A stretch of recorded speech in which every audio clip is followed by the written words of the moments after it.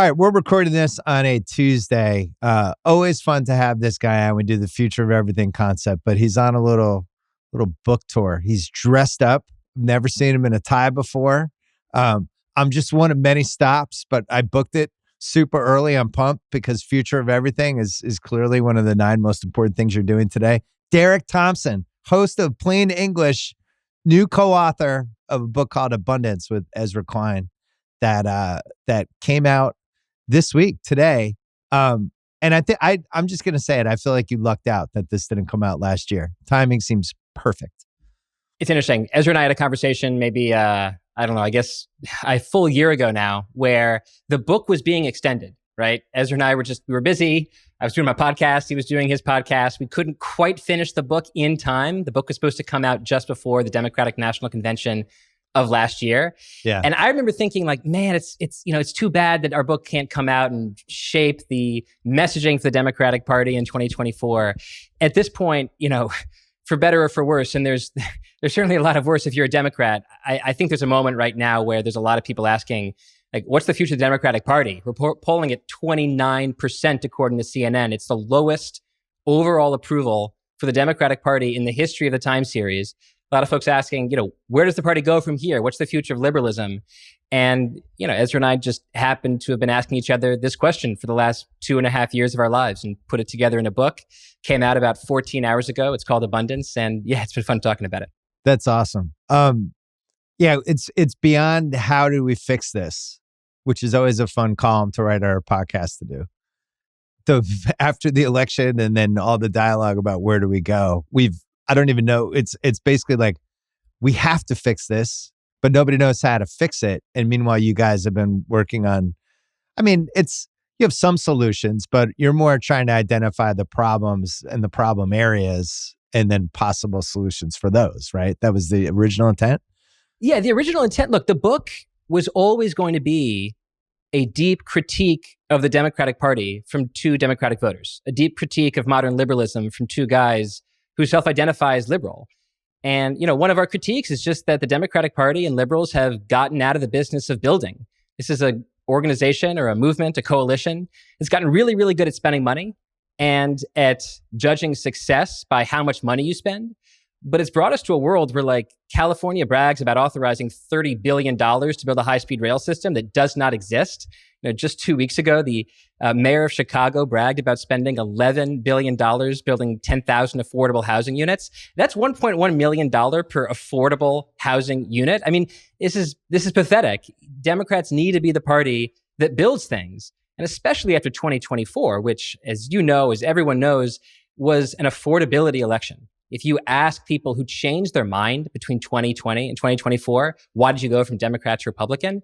Over and over again, it's groceries. It's especially housing. It's affordability. And really, if you take a close and honest look at the cities and the states that are run by Democrats, they often do the worst on affordability. San Francisco, Los Angeles, Boston, DC, where I'm from. These are some of the places that the working class are leaving and where you have really high rates of homelessness. And one of our ideas is that it goes back to housing. These places have gotten really, really bad at building homes. And if you're going to call yourself the party of the working class and you cannot build houses for the working class, that is a major, major problem. And you probably do deserve to get your butt kicked in every few elections. So we're trying to change that. We're trying to change the soul of the Democratic Party to a certain extent, from a party that associates success with how much you spend to a party that associates success with how much you build. One of the themes you hit pretty hard is what changed from the 40s and 50s and people trying to proactively come up with big picture ideas of how to change stuff, grow stuff, versus where we are now, wherever the hell we are now. What changed? What did you figure out? What was so different about post-World War II and the way we thought about everything versus the way we think about everything now? Yeah, it's such a good question. I really think it's the question, because if you go back 100 years, I love the story that we tell actually in the conclusion, which is a story about what a historian named Gary Gerstle calls political orders.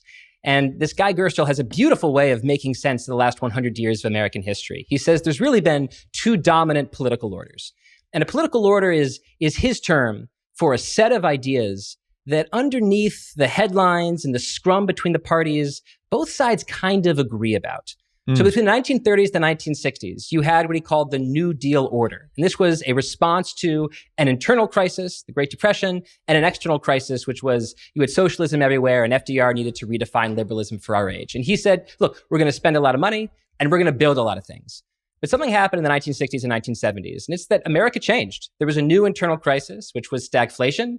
There was stagnation, no economic growth, and inflation. And you had this new external crisis, which was the Soviet Union meant something very different in the 1970s than it did in the 1930s. And you really had this era where liberalism went from building a lot of things to blocking a lot of things.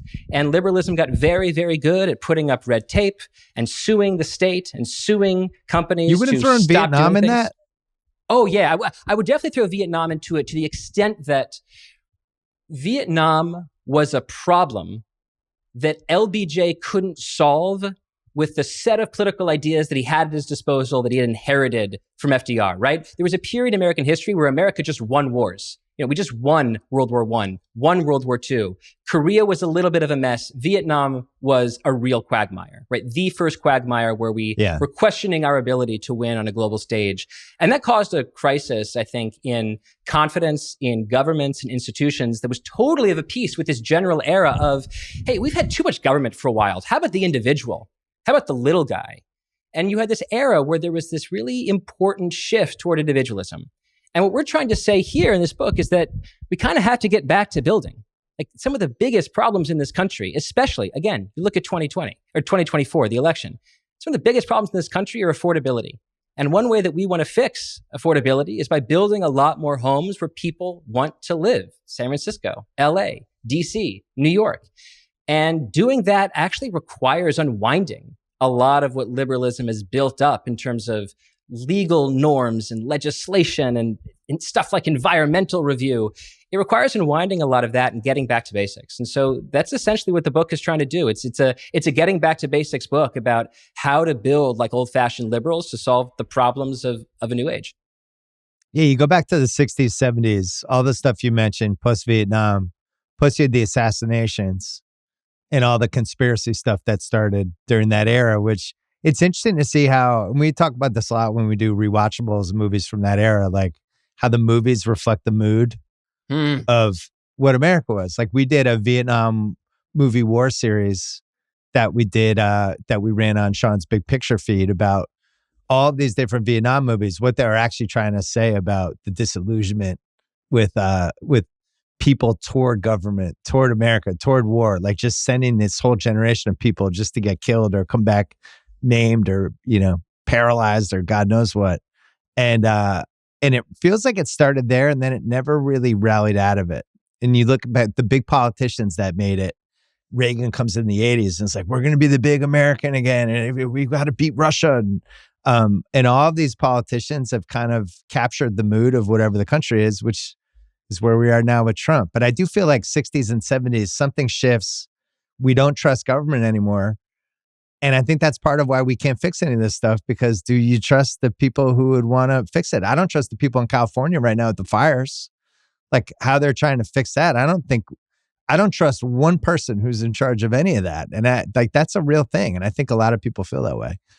Yeah. And I think you said two things there that I find really interesting. One is I took a class at Northwestern about the degree to which, it's exactly this, the degree to which vibes of movies in certain eras are a reflection of the politics and geopolitics of the time.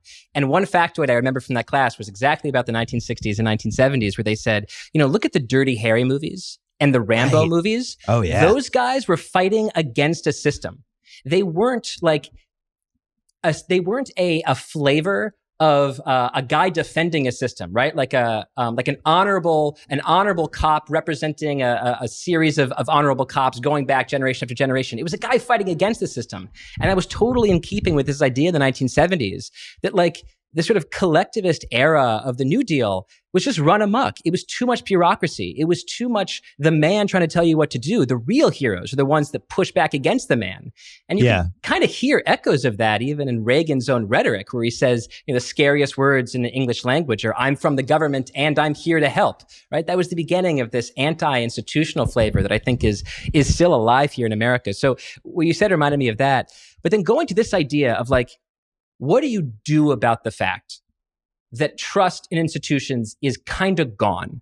And I'm going to try to be hyperbolic here, but it's very difficult. It's a fact. It's very difficult to find a single institution that hasn't seen an absolute collapse in trust in the last 30 years. The presidency, the Congress, the courts, science, big companies, tech companies, the police, the military.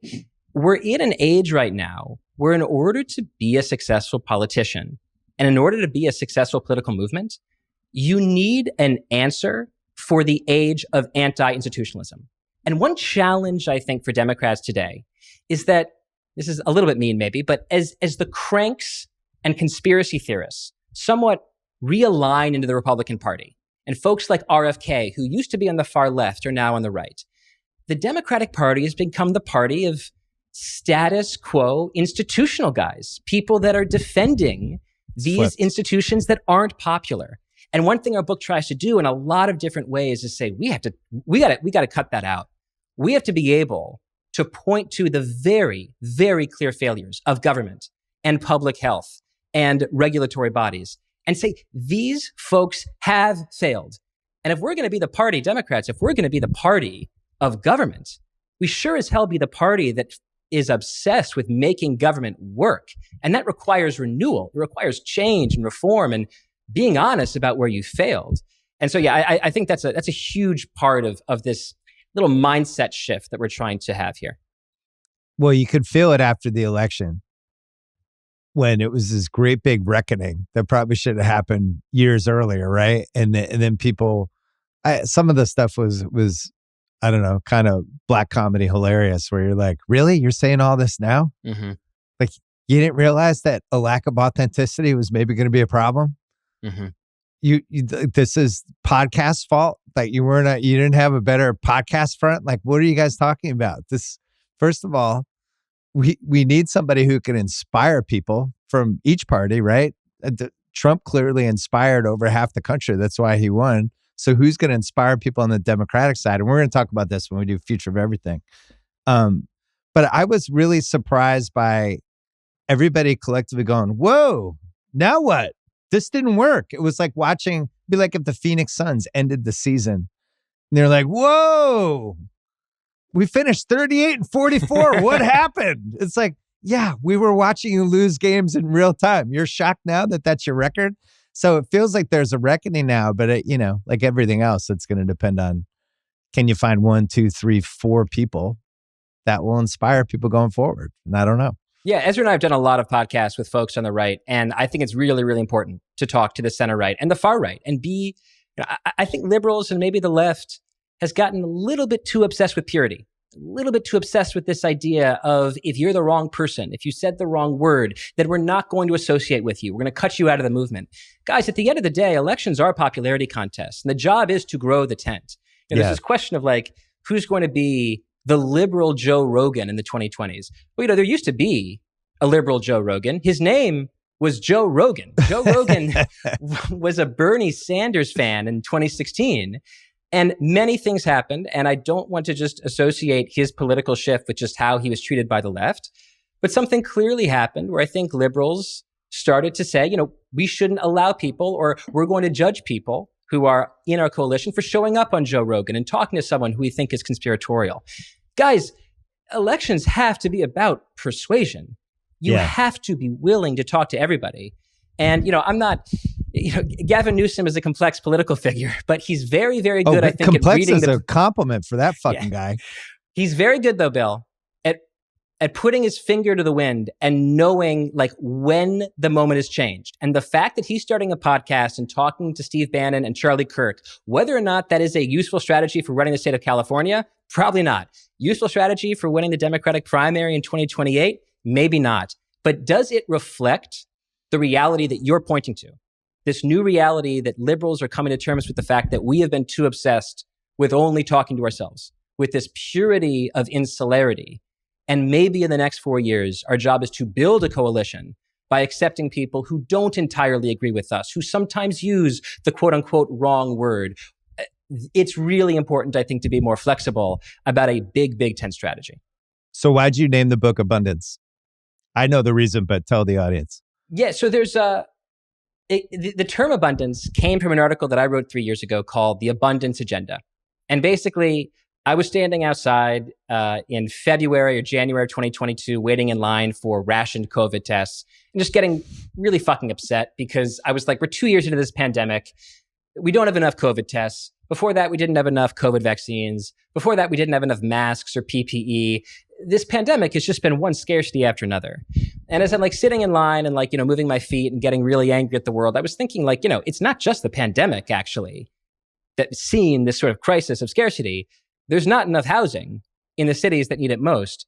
We don't have enough PCPs, enough general care doctors in this country because for a variety of reasons, we shrink the number of residency slots or cap the number of residency slots and thereby restrict the number of people that can become doctors to allow doctors to have a higher wage, or at least had this law that did that a couple decades ago that's been really, really bad in terms of doctor abundance. And over again, I just saw in clean energy and housing and healthcare, this really has been like the century of manufactured scarcity that we didn't deserve. And so I thought what we need to answer this is an abundance agenda. We need a movement that combines, say, elements of liberalism with the sort of fervor for national greatness on the right, with this sense that libertarians have of trying to find bad rules that exist in the world and pull them out. So I call it the abundance agenda. And long story short, Ezra Klein and I knew each other. He reached out. He said, I'm interested in these ideas. Do you want to write a book together? And I said, yes. And I think right now the concept of abundance is really interesting because, Donald Trump ran by his own term, to make America great again, to create a golden age for America. But when I look at some of his policies, he says we don't have enough housing, so what we need is fewer immigrants, or we don't have enough manufacturing in this country, so we need less trade. Or maybe he'll say our debt is a big problem, so we need to spend less on healthcare. And it just kind of seems to me like he has this less is less mentality. And, against that, juxtaposed to that, I think it's really interesting to think about liberals becoming a movement of more is more, right? A movement of abundance. And so that's where the idea came from. And that's how I sort of see it clicking into the news cycle today. Can I ask a super dorky writing question about what it's like to write a book with somebody else? Especially if you don't live in the same place, or do you live in the same place? We did not. No, we saw each other for a total of like maybe 11 hours in person in the 2 years. So is somebody writing one chapter and somebody else is writing the next one, and then you're sending the drafts, and then somebody spruces it up, sends it? Like, how did you do it?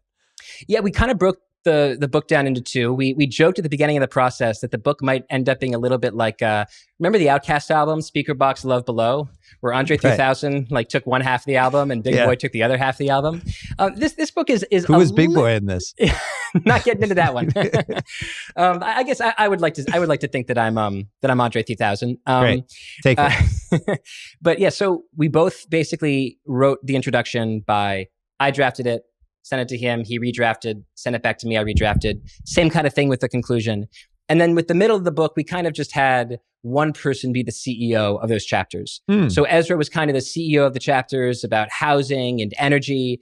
We definitely leaned a lot on his work on this chapter about how to make liberal governance better. And then there are chapters about science and technology. And I'm really deep in reporting on science and technology. And so I was the CEO of those chapters. And so we did a lot of cross-editing. But I would say there was like a mutual understanding between us that one person was going to be the primary drafter of each individual chapter. Is this an audiobook on Spotify? It is. And in fact, just like Speaker Box Love Below, Ezra narrates the first half of the book and I narrate the second half of the book. So I guess maybe in this context, I am Big Boy because I think his CD came second in that album, that double album. But we recorded it separately. Free audiobook ad for Spotify. We're going to take a break, come back, and do the future of everything. This episode is brought to you by State Farm. State Farm helps you score an affordable price when you choose to bundle home and auto insurance with the personal price plan and bundling home and auto. It's a pro move. Just another way you can save on your insurance needs. Talk to a State Farm agent today to learn how you can bundle and save with the personal price plan. Like a good neighbor, State Farm is there. Prices are based on rating plans that vary by state. Coverage options are selected by the customer. Availability, amount of discounts and savings and eligibility vary by state. All right, future of everything. This is a gimmick we try to do every 6 months, little snapshot of where we are. So this is the first time we've done it in 2025. And we usually do politics, sports, tech, culture. Might replace health for politics, depending on what's going on. But you did your politics version.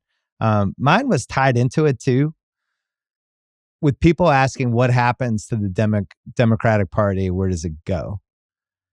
I was thinking what happened is a better question, and thinking about it almost like you would think about sports. You think like JFK dies in 1963. By the way, the file is allegedly getting released as we're taping this. Today. I thought it was going to steal my thunder. I'm never going to believe it until it actually happens. But how many Democratic candidates since JFK was assassinated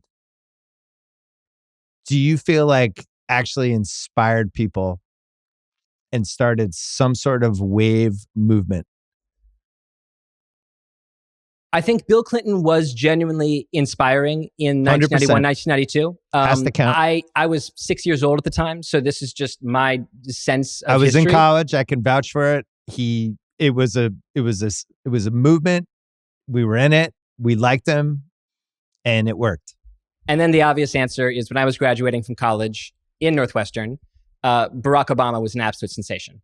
And so I would say that Obama might have, at least at the moment for me, felt like the most movement-y president of the post-JFK era. All right, so for the right now, other people could say, no, Jimmy Carter in 76. Like, that was more of a Gerald Ford. Nobody wanted to vote for him again.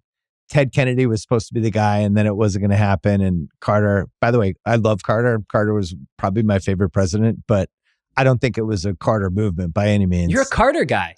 I just pause there and just dilate quickly? Think after the fact, I think you look back at Carter, I'm like, oh yeah. Like the Malay speech. I've talked about this before. He just probably shouldn't have been president, but I liked how he stayed authentic to himself to the bitter end, even to the point that he was going to lose in 1980. Sanders had a little momentum too, but it was definitely niche momentum. You can't say Biden. Biden was more like the anecdote. This is the only way this side can beat this side. So, all right, we got to go this. But I guess the point I'm trying to make is 2 people in 62 years is not a good batting average. So when people say, well, all we need to find somebody who can come in and whatever, it's like the batting average says you're probably not. That's probably not going to happen. So what's plan B? And I wonder when we start talking about that, because even I saw Josh Shapiro was on Bill Maher's show last week. And I think he presents very well. He's very well liked in Pennsylvania and checks a lot of boxes. And maybe he could be the third guy. It's just interesting to me that the batting average is so bad. 63 years is a long time, 62 years, and it's going to be 65 since JFK when we do the 2028 election. And you've had 2 guys that have inspired a party. So maybe that says more about the party. I think you put your finger on something pretty important. And tell me if you agree with this interpretation.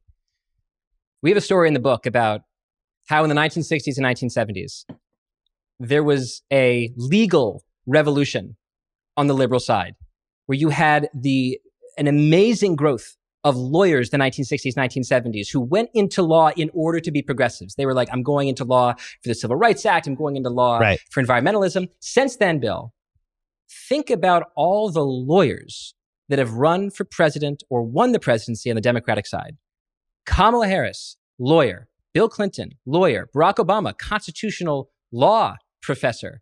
I think since Jimmy Carter, it's just basically been a very long line of lawyers or people who you basically associate with lawyers. Hillary Clinton, lawyer, again. Democrats have become the party of rules, and Republicans become the party of like bad boy outsiders, right?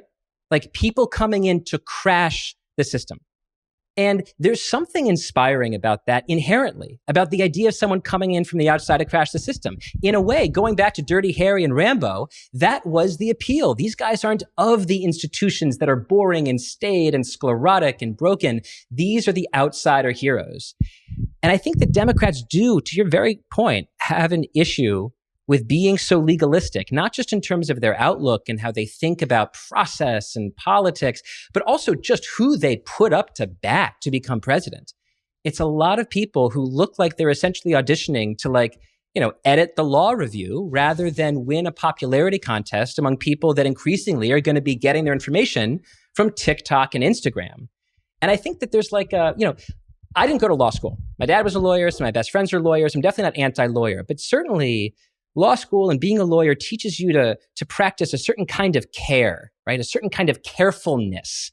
And I think that carefulness is actually a real kryptonite for political success these days. Carefulness makes you look like you're a phony, makes you look like there's strings attached to you. Say what you want about Donald Trump, but the man is fantastically disinhibited. No strings attached. He says whatever comes to his mind.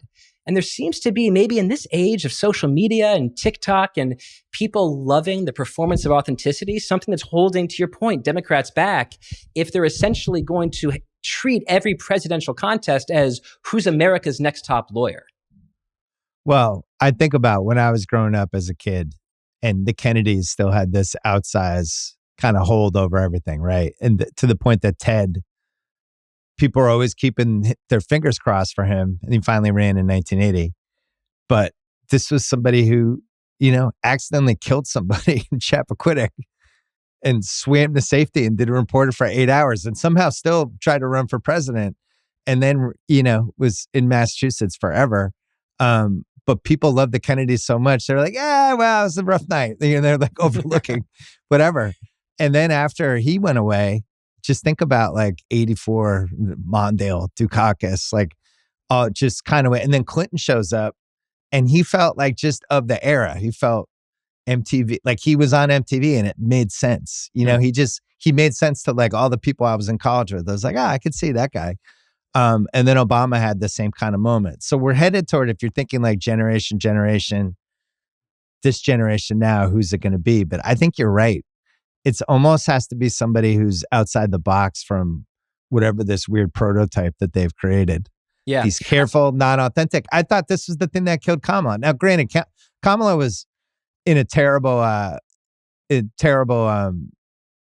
situation. You have 100 days to run for president. In retrospect, that was crazy. And you're not allowed to criticize one of the least popular presidents in American history. Right. The whole point of running for president is to criticize the guy who has the job, and she couldn't do it. But, I still felt I still think she should have gone on the Rogan pod. I think that would have helped her, but they were so worried about, putting out, what she ended up doing was SNL with Maya Rudolph. And it's cool. That's the safest, easiest, most predictable thing you could have done. Whoever the next person is, I think has to have some sort of authenticity piece that's been missing for a long time. Yeah. And I do think that's why Sanders resonated even a little, because whether you agree with him or not, he really believed what he was saying. He really gave a shit about it, and it really stuck with people. Bernie Sanders, love him or hate him, is fundamentally sincere. The anger that he has toward billionaires, the anger that he feels about capitalism, the frustration that he feels with the Democratic Party, none of that is faked. And I was talking about this with Ezra the other day, and I don't know how you feel about this theory that, in a weird way, sincerity, or certainly the performance of sincerity, is becoming more important in politics today. Kamala Harris struggled with sincerity. There was a sense of you're not Joe Biden. We tried very hard to make sure Joe Biden wasn't on the ticket, but also you can't criticize Joe Biden or say any way that you're different than him. There's clearly strings attached to you. And you were there the whole time. How you feel. You were on the team. With Bernie Sanders, there's something really wonderfully sincere about his politics, even though they are not my politics. Donald Trump, he's a bullshitter extraordinaire, but I think there's something very sincere about the degree to which he hates elites. He's the Queens guy who never felt accepted by the Manhattan Club. And he hates those guys and has been waiting to have the opportunity to get back at them. And so when he talks about hating the liberal elite, it's not faked at all. And people can feel it. That authenticity it oozes out of him. And so I think you're right. I think the next big Democratic leader is either going to be someone who comes from within the system, who has a very sincere critique of the system, Bernie Sanders style, right? I'm a senator. I've been a senator for a long time, but I'm not one of those guys. I'm not an insider. I can criticize the system because I'm so mad at it. Or you're going to have a real true outsider, right?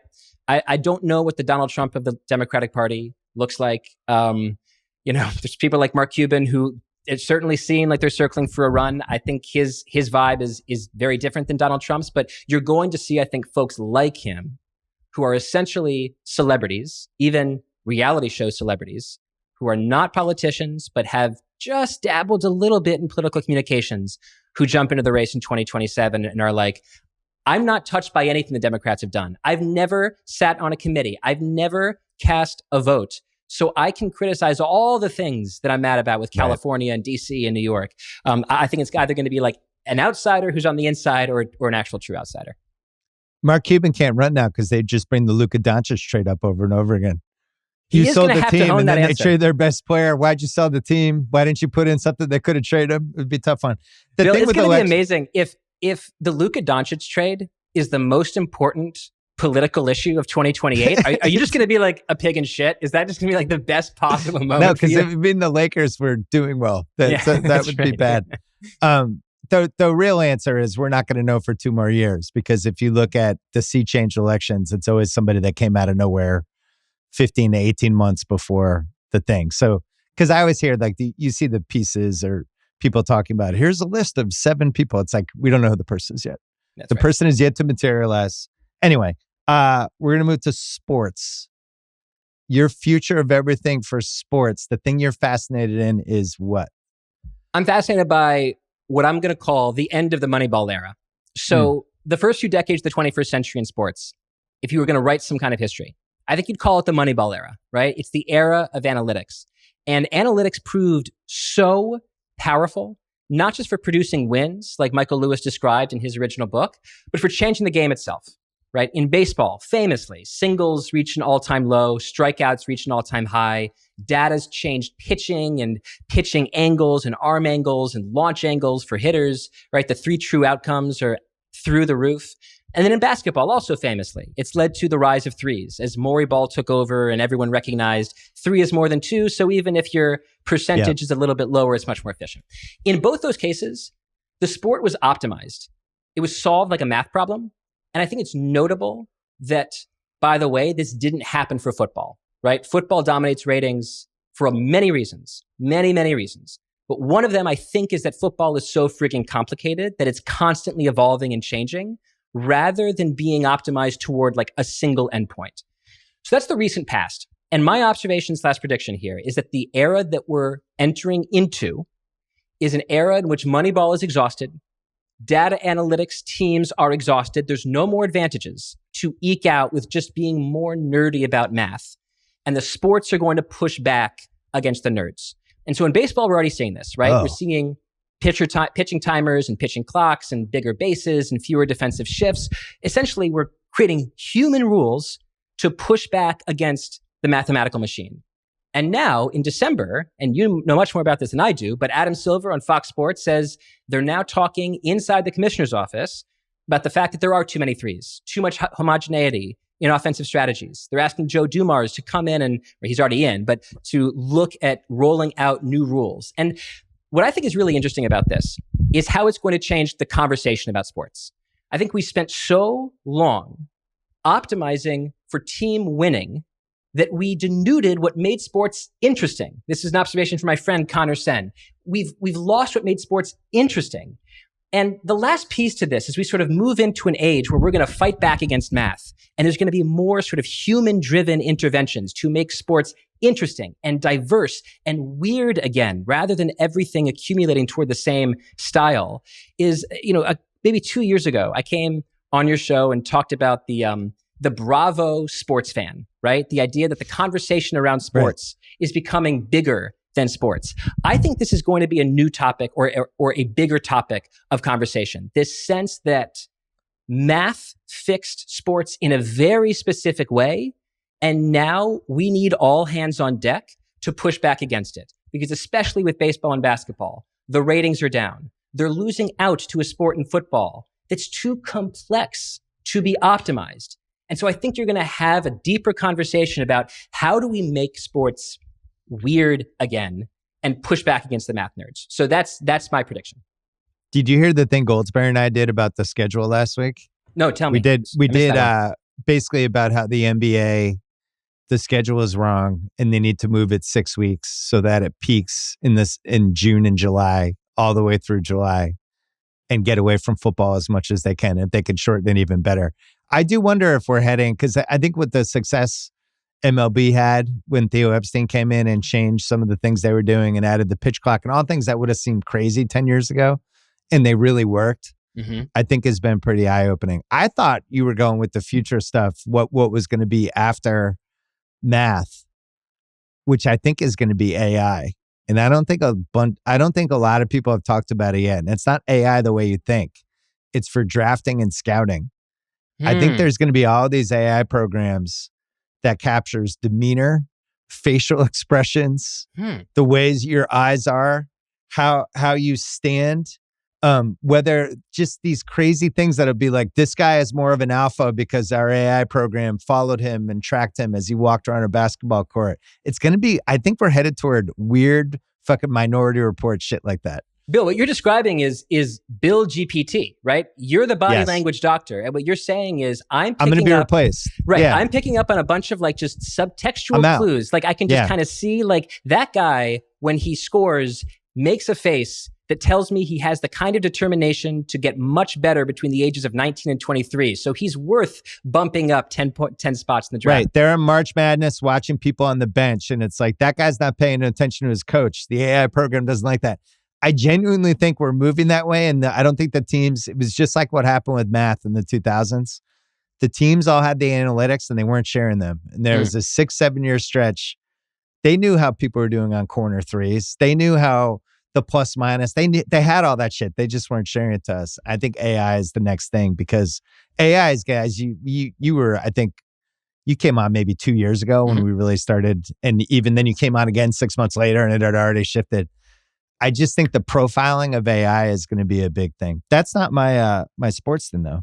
I will say, if every team has access to AI, you're going to have the same thing happen that happened with Moneyball, is that every team is going to think the exact same, and that advantage is going to get arbitraged to zero. But it's going to be a 5-year run where some people have it, some don't. Okay. And they'll get the advantage. It's like in baseball when they cared about defensive metrics for like 5 years and only a few teams cared. And then it evened out and everybody cared. So it's like, who are going to be the Golden State Warriors and Houston Rockets of using AI to automate body language doctoring? That's the next step. Not just body language doctoring. I should have mentioned this too. Running style. Trying to guess like how somebody's frame is, how they move, whether it's football, basketball, baseball. Do they move in a way that could be susceptible to injury later? And then the AI program has all of this stuff from like, there's Mookie Betts. He never gets hurt. Why doesn't he get hurt? What is different about his body than like Giancarlo Stanton? I think we're going to have all this stuff, and I think they're working on it now. That is not my sports thing, though. I agree with you. Math, we're moving towards something new, and maybe it's a hybrid of 19 things. So, and I don't even know if I'm right on this 100%, but I feel like I'm 90%. And maybe I'm 5 years early. But I've been thinking about the NBA. I'm going to call it a labor glut, just because you like when you like phrases, like memorable phrases. The NBA is getting older in a way that is having an interesting effect now on rosters and talent and how young talent can break through. The league is just really deep. And I've talked about this a bunch, but I actually went and I looked at it trying to figure out, are we deeper and are older guys staying longer? And could this actually like fuck up the league a little bit? Like we're too deep. One of the reasons I was thinking about it is there's like this really good 6 man of the year race this year. Usually there's like 2 6 men. I'm like, Jamal Crawford, like usually, Lou Williams. This year, there are like these game-changing six men all over the place, right? You have like Naz Reid, you have Ty Jerome, you have Peyton Pritchard, you have Beasley on the Pistons. Every team kind of has somebody awesome. And then if you look at the bench, there would be these games where, like Denver yesterday, two guys, Jokic and Murray, didn't play. They beat the Warriors anyway. These other guys stepped up. They have Russell Westbrook, who's just kind of, all right, Russell, just have an old school crazy triple-double where you have 7 turnovers. Like, sure. So I went back and I looked up how many guys who have been in the league 11 plus years are still relevant. And the number was 50. Wow. This is 11 years or more. Now, LeBron is obviously the most. He's 22. CP3 is 20. KD, Horford, and Conley. KD's not on a playoff team. The other two guys are. They're in their 18th year. Russ, Brook Lopez, Batum, DeAndre, 17th year. Curry, Harden, DeRozan, Drew, 16th year. And you go on down. And it's just a shitload of guys. The Kawhi draft, that draft had Kyrie, Kawhi, Vucevic, Butler, Valanciunas, Klay Thompson, and Tobias Harris all still playing. And I was thinking about when I was a kid, and it's funny because we just did this episode on Celtic City. John Havlicek retired, and he played 16 years. He played from 1962-63 season to 78. And it was like, oh my God, Hondo played 16 years.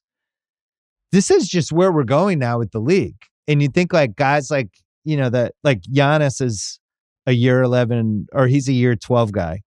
Jokic is in his 11th year. Here's who's in their 11th year.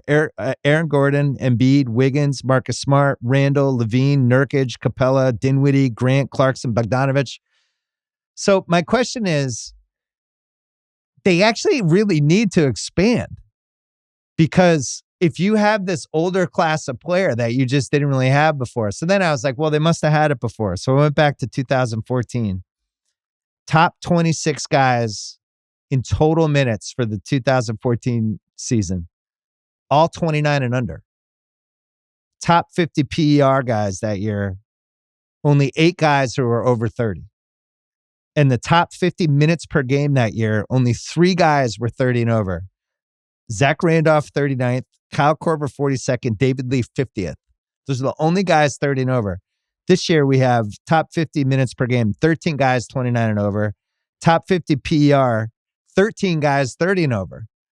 So it's not that many, but it's where the league's going. And we're just headed toward this league now where you can have a 16, 17-year career and it's not crazy. Mm-hmm. So does this mean we could have 40 teams? Like, where does this go for the workforce? Well, you made me think of two very different things, but I love this idea. So first, a labor glut. If there aren't enough spaces for all the extraordinarily talented NBA players in today's league, then a couple of things can happen. One is that you rapidly add more teams.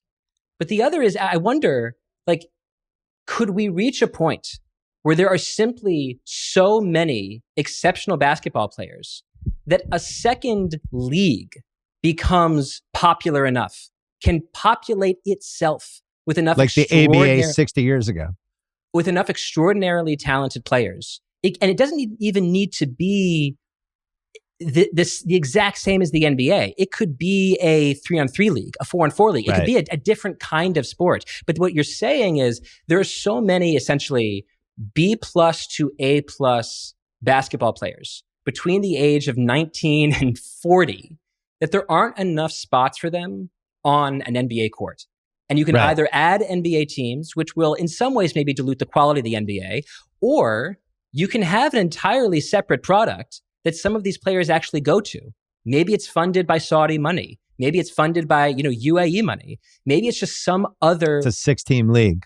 Some other way for 19-year-olds who are like, I'm really good, but I'm also probably like my peak might be like winning 6th man of the year. Am I better off competing for 6th man of the year for the next, 12 years of my life? Or should I be the star of a new league that is funded by, some petrostate? I'm not even trying to defend like Saudi-funded leagues. Live NBA. Yeah. Yeah. I'm more sketching out a prediction rather than saying what I hope happens. You could absolutely see something like that happen because to a certain extent, what makes it work in golf is that there's just enough very good golfers that are like basically in this very crowded top tier. So that's one possibility that we could definitely talk about. The other is this question of like, where does value flow in an NBA where it's just not that hard to build the Houston Rockets, which is to say where it's not that hard to build a team that's exceptional and 8 players deep and probably going to get the, third or second seed in the Western Conference. Yeah. There's just enough talent for maybe 20 teams to be the Houston Rockets. Where does value flow in that world? And it makes me think like, it's a total cliche to be like, coaching matters. But is it possible that like coaching matters more in a world where there's, as you put it, a labor glut around the B+, A- player? Like, for example, in a parallel universe where every NBA basketball player was Quentin Grimes, right? Every player was just a clone example of Grimes. Where would value flow in that league? There'd be no value in being Quentin Grimes. Literally everyone is the exact same player. The value would entirely be at the level of the coaching quality. And so in a world where you have just so many very, very good, but maybe not super duper star, Gilgeous-Alexander stars, but just a bunch of like top 50 style players, is that a world where actually coaching is incredibly valuable, where owners should be paying 20, 30, $50 million to grab Spoelstra and bring it to their team? Because it's just that game changing to have a coordinating genius at that level rather than just accumulate a bunch of really talented athletic 6'6" guys. Quentin Grimes is a great example. Yeah, because I was thinking, like I used to do the trade value column when I wrote for ESPN, and it was always, I had trouble getting past 30. I tried to get a 40 or, and the 30 to 40 guys, I was like, And then when I did the exercise this year, I'd like easily got to 75 and had a bunch of honorable mentions. But you think about how the league works. Like you mentioned Grimes, who was buried on Dallas, goes to Philly, some guys get hurt, and now all of a sudden he's turning himself into a $50 million guy. Where you look at Austin Reeves on the Lakers, where LeBron goes out of the lineup for a couple games, and all of a sudden he's averaging 30. The Celtics have Pritchard, who, if a couple guys get hurt, he could just come in and be awesome. And it just seems the deepest it's ever been. And there's also the LeBron piece of it too, whether he's an outlier or not, because the stuff, and he's breaking every record. Is this just like a Brady situation where you almost have to put him over here because he was so devoted to the conditioning and everything else just to get his body ready? That's all he cared about for 365 days a year.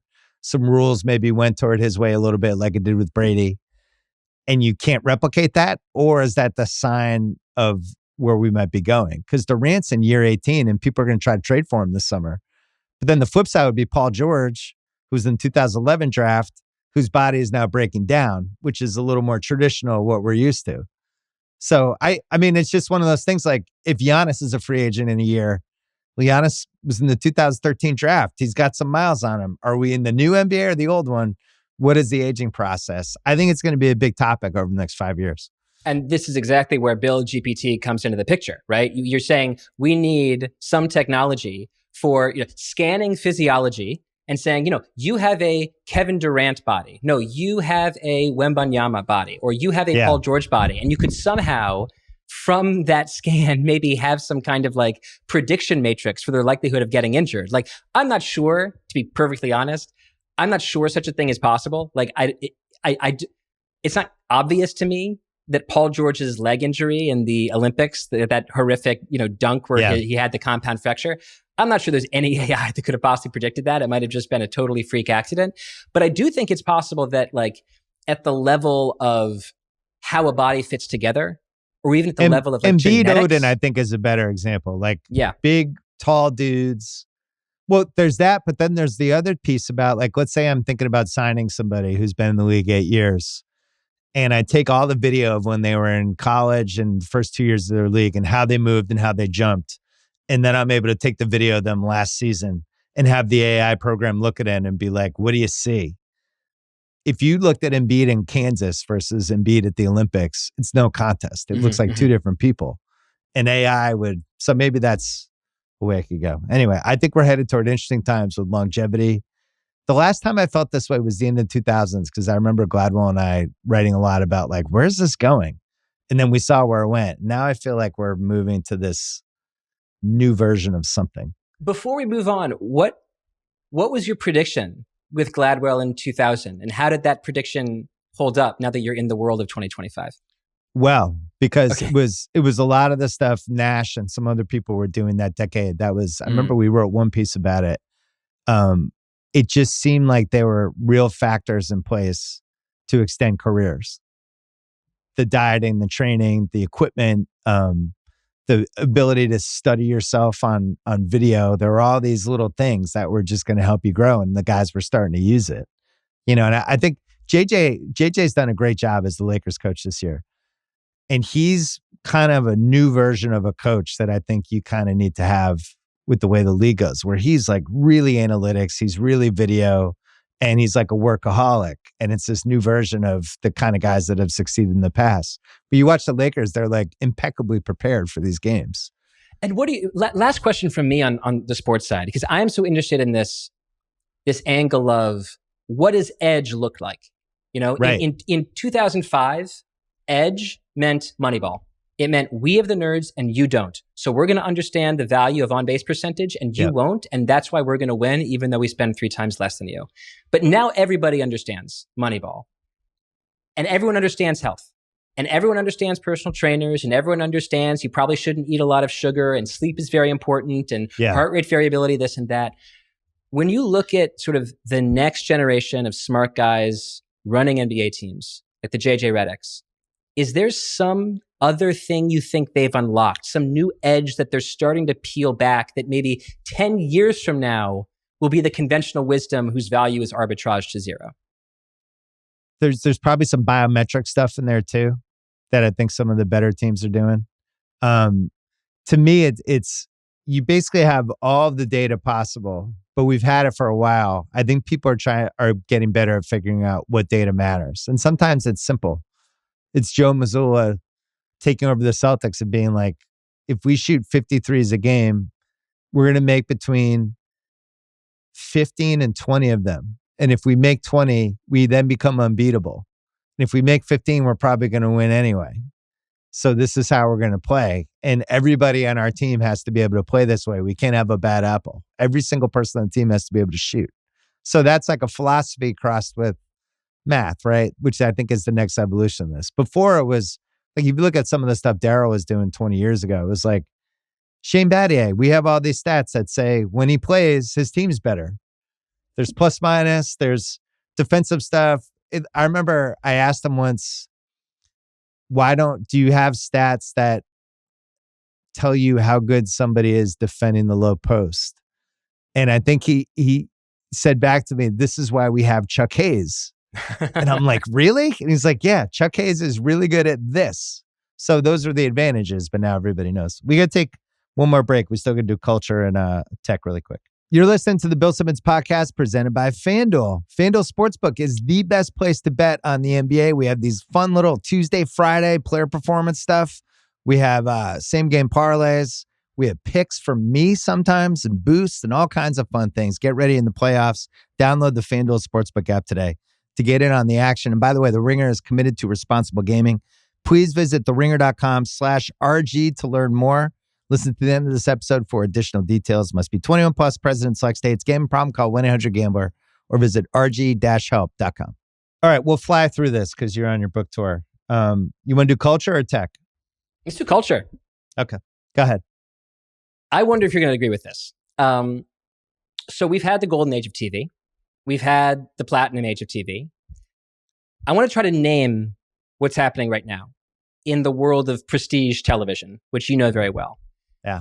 And I want to call it the Gilded Age of television for reasons that some people might violently disagree with, but it's culture, it's taste, that's okay. So Gilded Age. Gilded means thinly covered with gold paint, but not actually gold.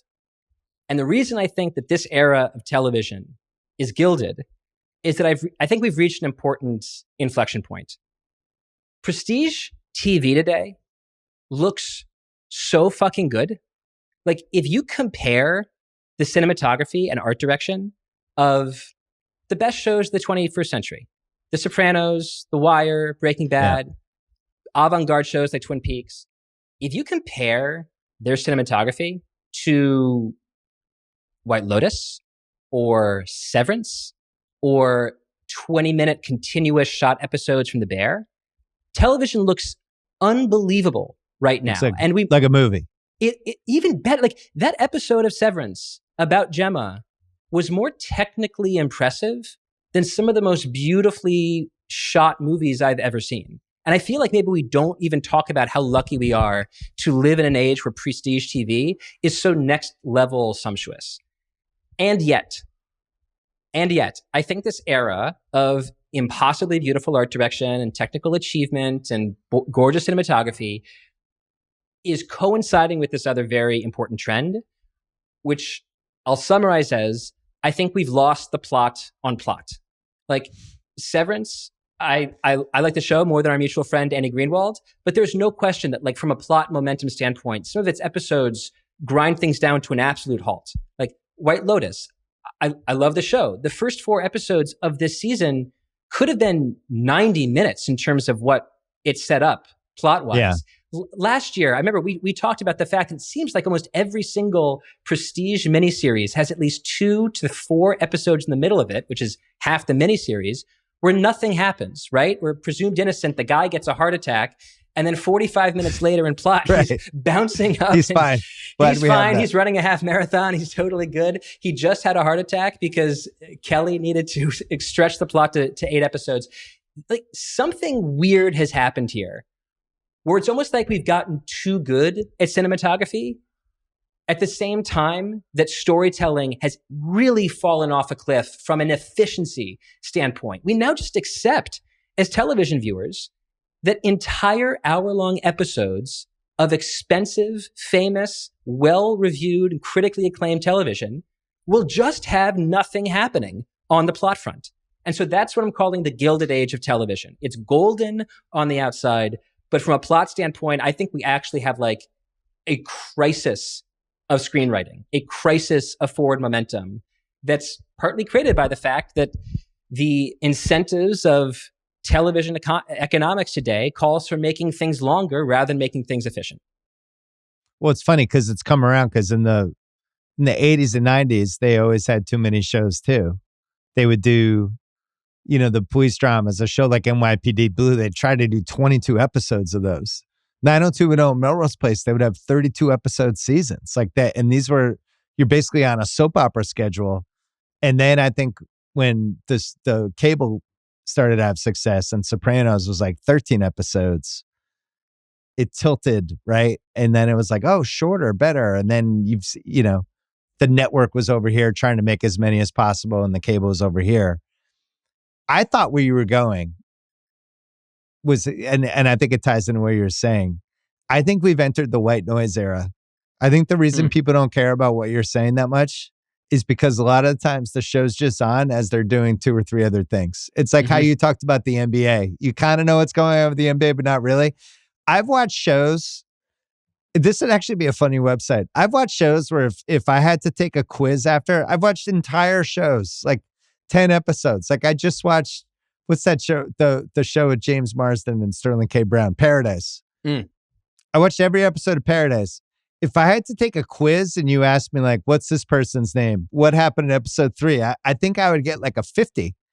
But I watched every minute of it. But I didn't really watch every minute of it. It was a great show to have on. It was a home run. And I would look up every once in a while. And I think Netflix knows this. I think Netflix has figured out like some of their shows are just kind of like, have this on as you're doing other stuff. Isn't that the Meghan Markle show in a nutshell? It's interesting. I don't know what happens in that show. As I understand it, absolutely nothing. But it's interesting that the way these two ideas can fit together, prestige TV as white noise and prestige TV as this visually sumptuous product in which no plot is actually developing, they're kind of the same idea, right? It's kind of that TV channel, maybe on cable systems that have a ton of channels, where it's just like a burning log. Right? Like it's popular in Sweden to just like turn on the TV and just have like a log. Fire. It's just a fireplace, right? In a way, like that's what a lot of television is. It's gorgeous. You look at it, it makes you feel good, but like you don't actually have to attend to like the plot specifics because it's just really operating at the level of vibes that unfold throughout the television series. It's And the it old does way speak we used to- to watch SportsCenter, where you just like, I'm just going to throw on SportsCenter and it's just going to run on a loop for 4 hours. And now people do that. I do this I'll go to Pluto and I'll be like, all right, Cheers channel. I'll just throw that on for 2 hours as I'm doing something. Like, I like how it's almost like different than listening to music, but not really, because it's just sound that's happening. And occasionally you look up and occasionally you look up. But I really do think, I think you've stumbled into something, because the degree of difficulty for keeping our attention has gone down so far. Like, we're doing these White Lotus recaps, right? And I agree with you. If you just watch those first 4 episodes and you're not 100% locked in watching, you're basically just on vacation in Thailand and nothing's really happening. But we have to actually watch it to figure out. And there's like a lot of stuff buried in there that I don't know if most people watch TV to look for that stuff anymore, because they're just in Thailand wondering who the murderer is going to be. Yeah. And there's a way in which, if you're going to have a show like White Lotus, that's going to be whatever, 8, maybe 10 episodes long. I don't know how long this particular season is. There's a sense that, like, it reminds me of, I used to watch House all the time when I was younger. Yeah. And what I loved about House is that I could always take a nap in the middle of House. I could watch the setup, and then I could fall asleep between like minute 15 and minute 52, because I knew I knew how the diagnosis was presenting itself. I understood the symptoms. I knew they were going to click through a bunch of false diagnoses.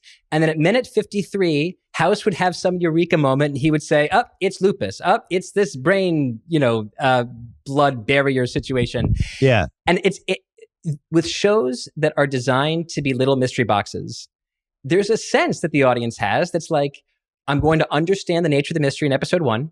I'm going to have the mystery solved for me 9 hours from now.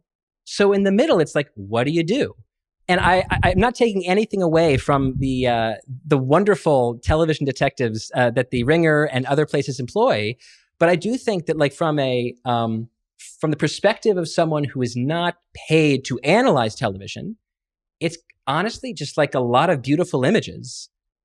Beautiful white noise. Beautiful white noise where the plot is moving very slowly. I mean, Tim Ratliff basically was on SSRIs for like 2.5 hours, just like falling asleep. I was like, we can probably move this character forward a little bit. Not just waking up and going into naps. Well, you know what's different than this? Adolescence on Netflix. And I think one of the reasons it's being so well received, and it's excellent, is it's just, they're not doing this. It's 4 episodes and they put a ton of thought into how they did it. And I actually like Paradise. I thought it was good, but I think it's more like we're just damaged by how much TV we were all watching, especially when we were all stuck inside, that this is just kind of how it goes now. This is why Temptation Island on Netflix is going to do great this week. Look up every once in a while. Yeah. Oh, they're in the temptation tent. Still being tempted. I'm going to look up. I'm going to stop sending this email. I want to see what happens. Now we're back. All right, mine. I'm not positive this is going to work, but I do feel this way. Everyone's talking about how video podcasts are the new talk shows, which, by the way, has happened years ago. I don't know why this became a narrative recently. I think the video podcasts are getting better because the equipment's getting better and more people are putting thought into how to do them. But we were doing video podcasts at Grantland in 2012. Like, it's just, everything looks better. The cameras are better. The studios are better. Everything's better. The question is, what happens to actual talk shows? Because we always hear about video podcasts and new talk shows. And it got me thinking, like, you have Kimmel and Colbert and Fallon and Seth Meyers are the old school traditional late night talk shows, right? This format that we've had since the 1940s, basically. But then the new versions of them, I mean, Mulaney's trying to do something on Netflix now. That's like a little 12 episode once a week run. Greg Gutfield is on Fox News. Andy Cohen, I guess that's a talk show. First Take is sort of a talk show. They talk sports for 2 hours. It's regimented. It happens, even though it's not like a Kimmel type show. But then you think, and I include myself because I had a failed talk show on HBO. HBO, Showtime, Apple, Peacock, TBS, ESPN, Netflix, Amazon, Hulu, Fox, Comedy Central multiple times have all been launching talk shows over the last 10 years like it's the old model. Vice. None of them made it. And if one of them made it, I'm forgetting. Deezus and Mero had a moment on Vice and went to Showtime, and then that one broke up. But for the most part, this has been replaced by pods over the last 10 years, and it's almost like we're finally realizing it. And I wonder, like, when Kimmel and Fallon and Colbert leave, what happens to those time slots? I have three responses. One is that you're describing, I think, a really clean generational difference. I'll bet if you looked at the average age that ABC and NBC are giving their advertisers for those late night shows, I'll bet that average age is going up and up and up. Not only because of younger people moving toward non-cable bundle options, but also because, to your point, 20-somethings and 30-somethings, 40-somethings, if they're doing talk shows, they're doing talk shows on YouTube. They're looking at their laptop screen. They're not necessarily opening up. They're not going to TV and waiting until 11:30 in order to get their talk shows. That audience is going down for the TV, but all of those shows do really well on YouTube. And that's what's kept them sustainable, because they have awesome, huge YouTube footprints and social footprints. And that's how the shows have stayed relevant and in the conversation.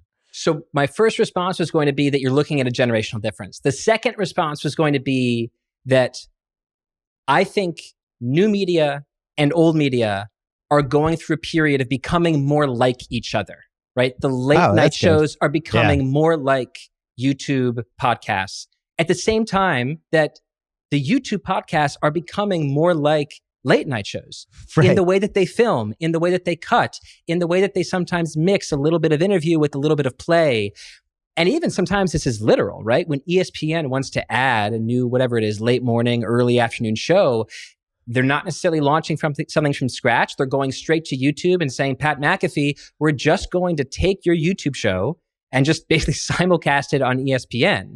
I wouldn't be surprised to see some, YouTube networks start to try to take shows that maybe failed in the cable bundle, but then might work with the economics of YouTube, because that's very different than the economics of cable. So I think something that we're going to see, I mean, it's obviously already happening right now, but something that we're going to see is that these things are going to blend. The next Jimmy Kimmel is going to look a lot like a successful Netflix or YouTube experiment with someone like John Mulaney. At the same time that Netflix is so very clearly just trying to have the next Jimmy Fallon with John Mulaney, right? So I think we're going to see these sort of success models. Or do they even try though? Or do they just say, you know what, these three are the last three, right? Like, because Jimmy thought he was going to retire the last contract, he stayed, and it's like at some point, if that show leaves, if he decides he's done, I don't even know how you replace it. How do you even?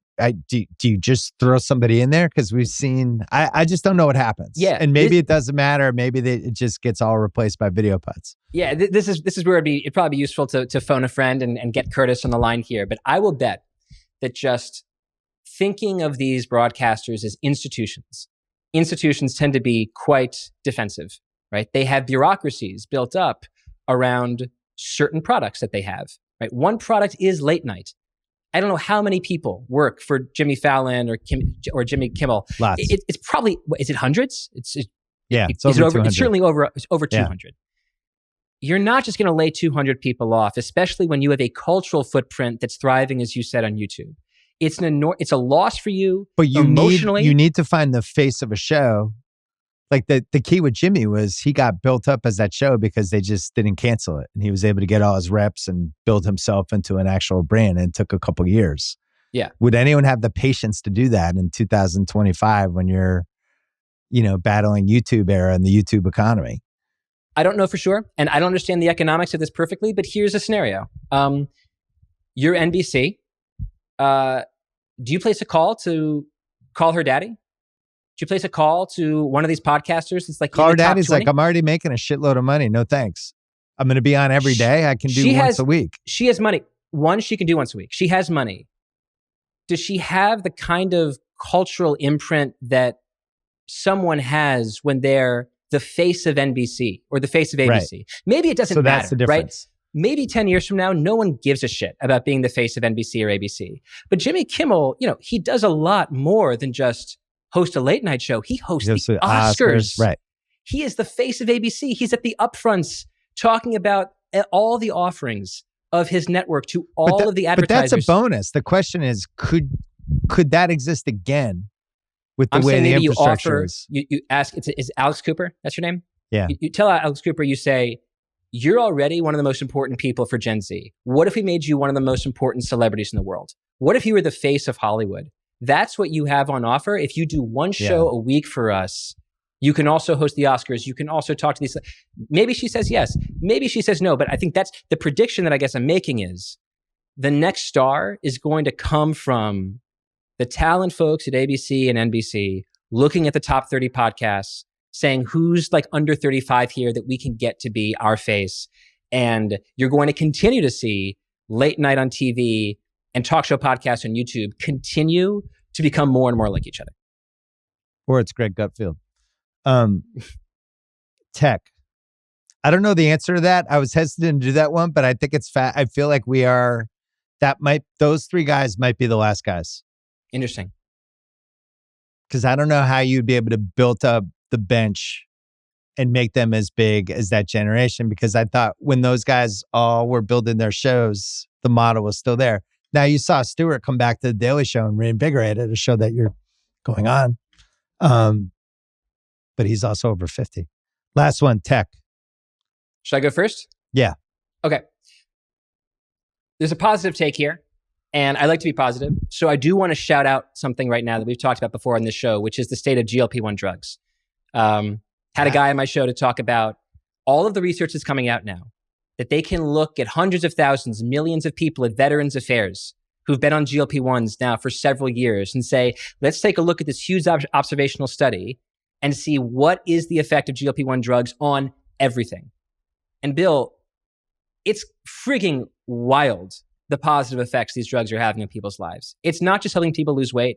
It's not just helping people become more cardiovascularly healthy. Because inflammation is so bad for our brains, and one effect of rapid weight loss and the way that this seems to work inside of our system is that it reduces cellular inflammation, is that it seems like this is reducing rates of dementia and Alzheimer's and even some symptoms of schizophrenia. I mean, we have found this like lever in the body that seems to have basically a positive effect on everything. And so this is not my way of saying everybody get on an Eli Lilly drug. Like, it's not a pharma ad. I'm just saying we are at this really exciting moment of having accidentally discovered this Gila monster venom that we synthesized into a diabetes type 2 drug that we found had effects for weight loss. And now we're doing more research on it. And it's very difficult now to find a single station of human health that GLP-1 drugs don't seem to help. I mean, it's not great for muscle retention. That's really important. Muscle retention is really important as people age, and people lose a lot of muscle on these drugs. But it's really interesting to me, the effects it seems to have on cardiovascular health and psychological health. So I want to shout out the positive effects of that, because I like to be positive on the show and in general. And my tech prediction is a negative one. I want to talk about our brains for a second. We were doing so positive there for 1 second. Positively. That was great. Feel free to jump in on positivity if you want. But this is a subject that I think is near and dear to your heart. So brains.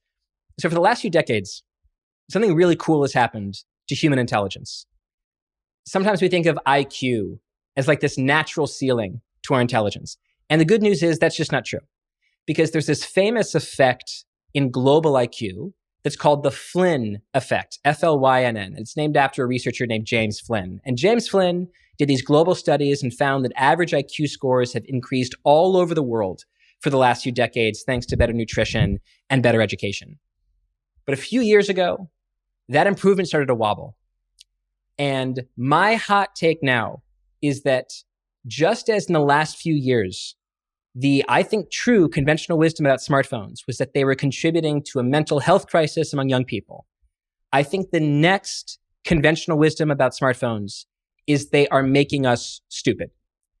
If you look I'm so fired up about this one. This is a great one. If you look at literacy scores and numeracy scores for teenagers, they're going down. Not just in the US, in the UK, around the world. But Bill, it's not just teenagers. I use smartphones all the time. Adults. You use a smartphone all the time. If you survey adults, their numeracy scores are going down. their literacy scores are going down. On the podcast Plain English, just the other week, I did an episode on what I call the decline of reading by a variety of measures. Americans read much less than they used to. They read fewer books. They read fewer magazine articles. Everything has become chunkified. Everything has become really, really fast. You look at it, it's an X post, you move on with your life. And I think what's happening is that intelligence, which is a really fuzzy thing, is partly about concentration. You can't really be smart if you can't concentrate on an idea for a long time to see all of its little nooks and crannies. And I think that smartphones have basically taken a wrecking ball to our concentration. And as a result, I think we're going to find over the next few years of studies that average intelligence around the world is actually in clear decline. Now, here's where I think it gets even weirder. AI is coming. AI is really smart. And this world in which our machines are getting exponentially smarter while we're getting linearly dumber is a weird future to be moving into. And I think what we're going to see at the level of students and at the level of young employees and even just overall adults is there's going to be a major schism in how people use AI. It's some people will use AI to consume information, to make thinking easier. And some people will use AI to do deep research. If you, Bill, wanted to ask ChatGPT, which has this function called deep research, where it can write like 10, 20-page papers based on a prompt that you give it. Give me all the information about the smartest physiology of endurance among professional athletes. What should we be looking at if we're trying to predict 20-year careers for basketball players, whether it's shoulder physiology or how knees fit together or overall body type? And it can give you a list that is annotated with citations that makes you smarter about how to be not just, body language doctor, but the Bill Simmons that's trying to predict the next great hidden gem. Yeah. Some people are going to use AI to consume, but some people are going to use it as a tool. And so not only are smartphones going to make us literally dumber, I think we're also going to see intelligence inequality grow as AI increases the return to curiosity, while at the same time, it accelerates the decline in deep thinking among a huge group of people. It's really good. I have one thing to add. Let's do it. This is a sub-theory that I've had for a while that I think I've told my wife about. I don't know if I've said it on the pod. I think people who text too much, that starts to become how you talk and just how you write. And sometimes I'll meet people and I'm like, whoa, their vocal patterns. I'm like, that's a person who texts a lot. It's like excited, thrilled, great. Like just like all these like exclamation point language. And you just think like, oh, that's somebody that probably can't put together 9 straight sentences in a row. Because your mind, when you're texting a lot, you're doing shortcuts and you're just trying to get the fastest possible thought out, emotion, just trying to get it to somebody and then move on to the next thing.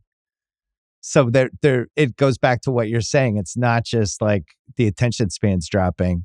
It's also how we're communicating. We're taking shortcuts to that. If you're taking shortcuts to how you communicate, how are you going to communicate well? Mm-hmm. I mean, I worry about this with my kids the most because I believe deeply. I feel like my daughter is like a really good conversationalist, but she also texts a lot. And I'm like, is this going to like ruin her brain at some point? Yeah. I want to be careful when I make these critiques because it's such a familiar critique. Like basically every generation, when I was doing research for this podcast, The End of Reading, every generation accuses young people of using whatever communications technology is available to them for like destroying their brain. What's different, this is so important. What's different about today is that we have very clear, not just American, but international data that reading and numeracy scores are going down for both students and in some places for adults. And I think that the way, like the communications technology that's available to us just has to shape the way we think. I mean, to go back, say 2,000 years or 4,000, 3,000 years, I guess, it's like, ancient Greece, people used to just casually memorize the Odyssey. They could just hold the Iliad in their head. Yeah. I think I'm pretty smart. I think I'm really good at memorizing. I was an actor before I was a writer, so I had to memorize like long parts and Shakespearean monologues. I can't get even close to memorizing the first 0.5% of the Odyssey. But people's minds used to be like capacious in a different way to be able to just hold memory. And now we have writing, and we've been able to outsource memory to computers and pages and tweets. And so we don't need to remember everything because we can read it. We can look at our notes.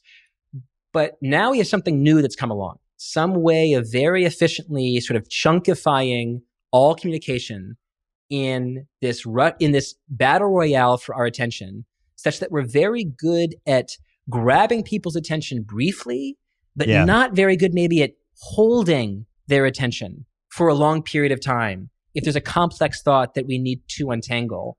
And so I do think that the TikToks and Instagrams and Twitters of the world don't just shape how we pay attention, they do shape the way we think. And I think the early returns to their effect in our thinking are pretty scary. Well, Sorry. I'm going to get grim as well with my last one. So remember when COVID happened and there was this whole wave afterwards where it was like, people have been telling this was going to happen for years, that the next pandemic was coming, that you have to be ready. And then people are like, look at this article in 2017. They laid out, look at this in 2009. They laid out, we knew this was, why didn't we know? I hope I'm wrong, but I feel like the next pandemic is actually going to be a massively crippling tech hack. Where the best, and it's going to be somebody who has bad intentions. The best way, like think about what's the best way to disrupt America other than all the easy ways to do it. It would be to disrupt how we use all of our digital stuff for like a long period of time. If we lost the ability to communicate, to be able to pay for anything, to be able to consume for entertainment, to be able to turn on our alarm to protect our house, all these different things. If somebody just incapacitated us in the worst way possible for like a week, what would happen? And I know people think about this and worry about this, but now it's like, I just feel like with AI and all the stuff that people just seem to be getting better and better. When you think the old days of like just logging on to AOL in 1999 and how easy it would have been to just hack anybody's emails back then. And now we have all these buffers and different things, and the iPhone and the iPad, they're constantly doing updates and, oh, you got to add this because they figured out some way to hack this. What happens if we get hacked and it's like a COVID level hack where we just get annihilated tech wise? Is that conceivable? It's the first time I've ever started thinking about this. I've thought about this a little bit, especially as I've talked to people in AI who think about once we develop, or if we develop something like AGI or even super intelligence, what is that technology likely to be used for? And one thing it's likely to be used for, you could say, is breaking encryption. So how is that going to be used? What happens if China develops an incredibly sophisticated technological tool for breaking encryption and threatening the internet systems that you described? I certainly hope that the first example of the technology is not to bring down something that is national. That's very hard. There's so many different systems and so many redundancies to sort of hack the entire American internet. But what's scary and maybe more plausible to me, because I think this is such a great, an important thing to talk about, is folks, say in China, spending a lot of time thinking about what internet systems are most vulnerable. If we want to prove the threat of our technology, what we should do is not try to eat the entire elephant. Find the weakest part of the elephant and take it down to prove to the American government that we have the goods that could potentially take down everything. So let's say, for example, that they discover that, like some internet system in Portland on the West Coast, something in Seattle, they find a weakness in so that they take down like an energy grid in suburban Seattle or something. Yeah. That's a situation where they're essentially sending a warning signal and they're saying, don't make us upset or we'll do that, but worse. Right. And or we'll take down the West Coast. And that's something that's a world where we're really in trouble because, we have interest, for example, in China not invading Taiwan. We have humanitarian interests in Taiwan not falling under the power of the CCP, but also the vast majority of the most valuable semiconductors manufactured in the world are manufactured in Taiwan. So if there's a blockade of Taiwan, we would have a real crisis in terms of not just electronics manufacturing around the world, but also AI itself. So what if China wanted to make sure that America wasn't going to intervene in some kind of attack? And they said, we're going to threaten the American government and say, if you intervene, we're going to bring down a system. And Donald Trump says, I'm blustering. I don't believe you. That's not going to happen. And they say, okay, watch this. And they press the proverbial button and something happens in Portland or Seattle or a pension system in Cleveland. And that's the clear demonstration of, oh, holy shit. They've developed an encryption breaking technology that's powerful enough to at least demonstrate the possibility of doing real harm. Now they've developed a sense of leverage over the American government that has enormous geopolitical implications, because now our interests can't be purely expressed in Taiwan. We are in some ways, we're incentivized to cower to China for fear that they're going to do something. This is one reason why not only people at the US government, but also many of the people at the frontier labs in San Francisco are so obsessed with holding the technological frontier in AI. It's because if you lose the technological frontier in AI, either on the offensive or defensive side, you do potentially risk losing the ability to uphold American values where they're in American interests. I think of the movie War Games from a million years ago, when the computer was thought they were playing chess and then decided to almost take us to the brink of a nuclear war. It was like, oh, computers are scary. That was like 1982. Now we're like 17,000 levels beyond that. But because I was thinking, do you take money when you leave the house now? Do you have money on you? Cash, you mean? Yeah. No, I pay, everything's my phone. Yeah. Just think about that. Think how crazy that is. Yeah. Because I was one of those people, I always wanted to have like $100 in cash on me at all times, no matter what age I was, or at least $40, or you just never know. I just always wanted to make sure I was covered. And now it's like, when do you use cash ever, unless you're tipping a valet at a restaurant or a hotel or something?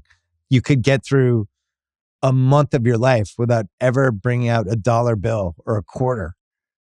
And what happens if that just goes away for 2 weeks? It is unbelievable. So a slight preview. We're doing a series on plain English that we call Plain History, which is history episodes. And I'm working on one. It's gonna be big. I think it's gonna be cool, on the moon landing.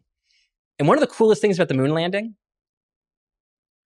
there was no internet in the 1960s. Right. How the fuck did they get to the moon in less than a decade without an internet? Imagine, let's say, if NASA was hacked by the Chinese Communist Party, and NASA was like, we're not going to have any internet for the next decade, but we still want to get a rover to the moon or a rover to Mars. Yeah. We have to do it. No Excel, no Google Docs, no email. This isn't like an unsolved problem. We literally did it 60 years ago. We developed a technology to not only land a man on the moon. The craziest thing is having the part of the spaceship orbiting the moon while Neil Armstrong is walking around, that we have to then take off from the moon and hook up with this thing orbiting around the moon and then blast us back to Earth. Built all of this without an internet. It's unbelievable. So I am not, of course, rooting for a world in which NASA and the US government's technological capabilities are catastrophically hacked by the Chinese Communist Party. But I suppose the silver lining is we could still get to the moon without the internet. We know it because we did it. And the other silver lining is, I think there's a lot of people focused on this and worried about it. But what's something I was thinking of? All right, well, that was a depressing ending. Derek Thompson, Abundance. It's out. You and Ezra Klein. You can listen to it on Spotify. You can buy it in a bookstore. You can buy the ebook. You can do all that. How long is the book tour? What are you doing? We're in New York right now. Next is Boston. Your haunt. Boston. Yep. Our talk is at First Parish Church in Cambridge. Okay. Nice. And then we're going to DC, and then LA, San Francisco, Palo Alto, Seattle, Chicago, Atlanta, Research Triangle. Oh my God. Do you negotiate all of this with your wife? Yeah. She signed off on this? I told her. Did you just have a kid?